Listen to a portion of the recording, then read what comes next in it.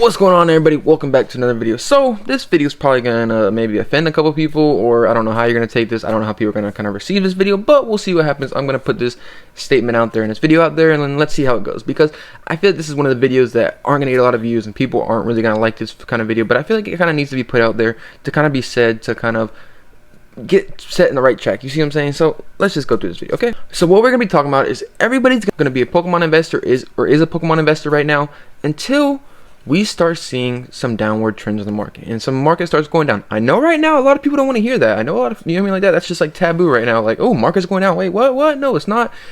This is the realization. Eventually this is going to happen. It's going to take some time. I don't really know. People are speculating. I don't think 2025, or at least the first half, is going to happen. Maybe second half, maybe 2026, 2027. I don't really know. Nobody can really predict these kind of markets and to see what happens. We just kind of got to be ready for whenever these come. But everybody right now is a Pokemon investor, as you can see, or at least trying to be. I feel like you can see, look at my videos, other like Pokemon investors that kind of talk about investing videos. Everybody's videos, our views are going up like crazy. My views are going crazy like that. I appreciate y'all watching my video. I really do. I know it won't last long, and I appreciate it for now, but I think it's gonna eventually, when it ends, people are gonna not become like, kind of go away from being Pokemon investors, because what kind of is going on right now, and I feel like it's kind of because it's the ones that are doing this short term. Yes, Pokemon investors long term can do this too, because I would suggest it in these kind of markets. You kind of have to play the game a little bit, because that is where you get more money for the long term kind of thing like that. But what I'm kind of saying is here is, what people are doing right now is they're looking for that quick gain. You see what I'm saying? Everybody look at Surging Sparks.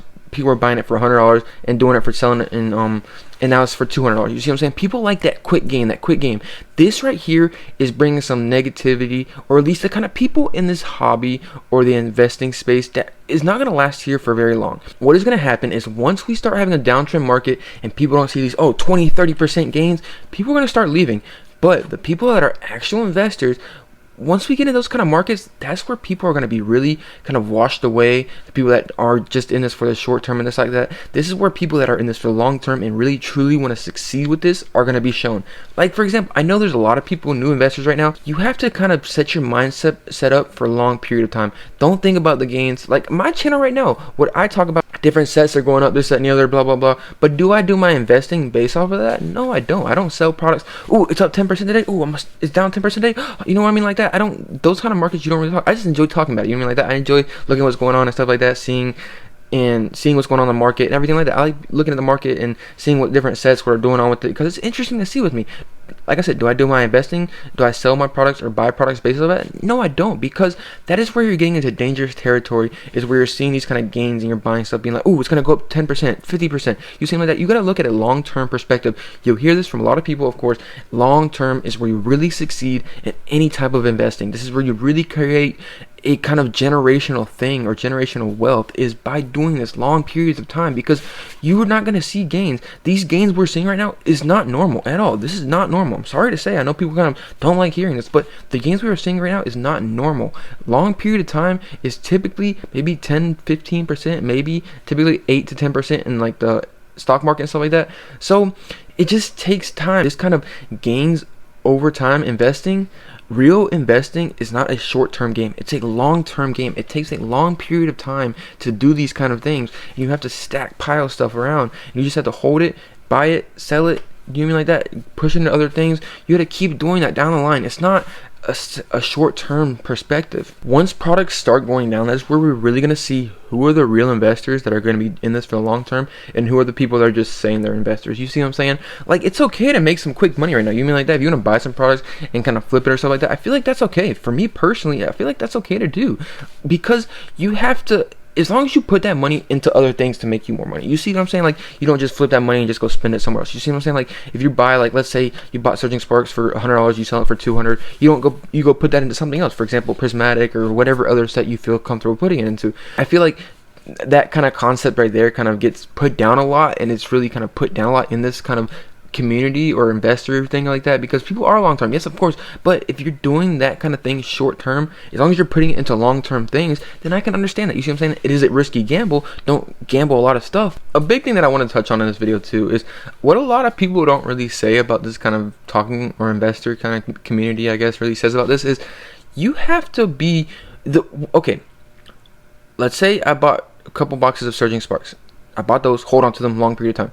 The next product, I have to buy it, hold on to a long period. You have to keep continually adding and buying stuff. You see what I'm saying? So you have to eventually sell some stuff to buy some more stuff and put into other things. Some people have a limited amount of money, so it's kind of harder for them to keep buying and buying and buying things. So some people do have to do that flipping kind of thing to create more and more money. It just makes sense. I understand people's perspective and what they're kind of doing, what they're having to do is flip things to make more money off of that money, as long as you're reinvesting it back into it. That's the main problem that I have a problem with people doing, that is taking money out of it. Once you sell something, put it back in there. Buy something else you feel comfortable with. You see something else, sell it, buy it, sell it. But you see what I'm saying? Keep doing that thing, but keep it in the investing space. Don't take it out of it. Do not take it out of it.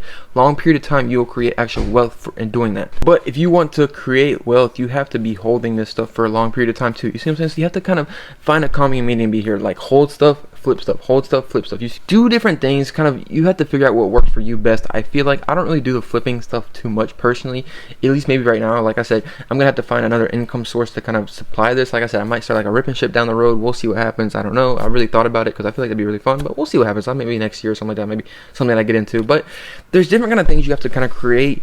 You have to create income with this stuff to be able to buy more stuff. That is a big thing that I feel like a lot of people don't really talk about in the investing community. They're like, oh yeah, buy this, hold this, buy this, hold this, buy this, hold this. But people only have a certain amount of income they can buy this stuff with. You see what I'm saying? So people have to eventually kind of flip things to buy other things. You see what I'm saying? You can't just create money out of thin air. You have to do different things to kind of make money and stuff like that. Like, unless you have like a really, really well-paying job or you have really money saved up, you can't really buy a lot and just keep holding it, because it's really difficult for a lot of people. But that's just my opinion on this topic. And another thing that I want to say too here is, I feel like a lot of people, coming back to that topic, being able to buy and hold stuff, I feel like a lot of people don't talk about too is, you have to have this stuff at a big scale, like a different kind of scale. That is a big thing that I feel like a lot of people don't talk about, is scale. So what do I mean by that? Let's say, for instance, I have these 5 or 6, I think there's 12 Crown Zenith booster bundles here. 12 Crown Zenith booster bundles. If those go 5 times the money, if they 5x in money, let's say they're worth $100, $150 a piece. Okay, they $150 a piece, but look, I only have 12 of them. You see what I'm saying? I don't have that many. I have a decent amount of them. I don't have that many. Now you have to do that at a larger scale. Once you start getting the bigger and bigger and bigger scale, that's where you can really start seeing big gains in this. I don't mean to put down the little person at all, like the little one starting and stuff like that. You know what I mean? Like that, it's gonna take time. You don't have massive big collections like everybody has overnight. It takes time of you consistently doing this and being in this hobby for a long period of time and just buying stuff and holding it, buying stuff and holding it, selling stuff, buying stuff. It's kind of just the game you play. You just have to look at this from a long-term perspective.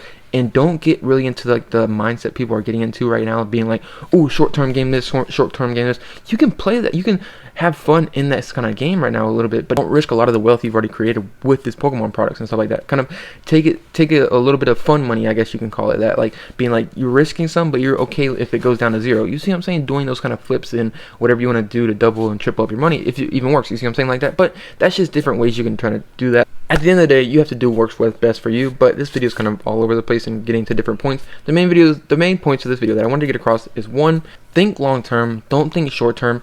Don't get trapped in this kind of short term kind of aspect right now. You can kind of, like I said, you can do different things in this market right now to create you more money and buy you more products. Yes, you can, but don't think this is how it's going to be long term. Once this market starts going down, we're going to start flushing out a lot of people that are not going to be in this long term, and the actual long term people that want to actually be in this for the long term and actually create wealth long term with Pokemon is going to be at the end of this, you know what I mean, like that. Once everything kind of settles and stuff like that, the dust settles, the people that actually want to create wealth in Pokemon is where it's going to be at. Give it a couple years. Once we start seeing a downturn market, that's where we're really going to see people that want to succeed in this is going to be there. Because like I said, once the market starts going down, a lot of people are going to get flushed out of this market. A lot of people, because they're not going to see that 20, 30%, 40% gains they're seeing right now. We're just getting, you see the market right now is just crazy what's going on. But the people that are real long-term investors are going to be like, yeah, I know what's going on right now. I see these boxes going down 50, 60% whenever they do start going down, because they're going to start going down the other way eventually. If they do, for reprints, whatever reason stuff starts happening, people are going to be like, oh, it's time to buy. Like I said, whenever that stuff starts to happen, that's where we're really going to see who are really the big investors or the actual people that want to be in this long-term. But we'll see what happens. I just want to get a couple of these key points that I kind of came across that I want to talk about. I've been wanting to make one of these videos for a while, so hope you enjoyed this. See you on the next one. Peace.